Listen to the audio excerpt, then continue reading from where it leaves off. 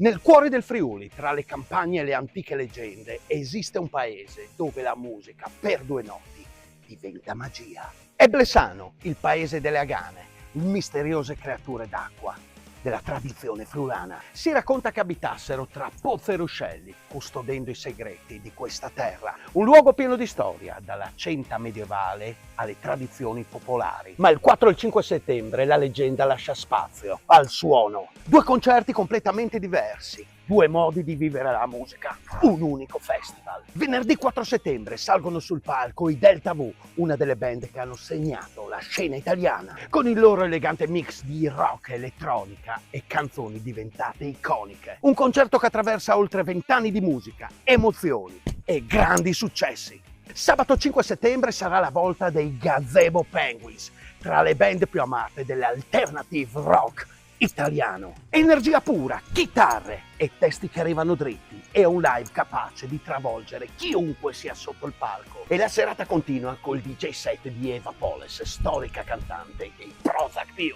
Ingresso libero nel centro del Friuli, sotto il cielo di Blesano. Blesson Festival, dove la musica diventa magia.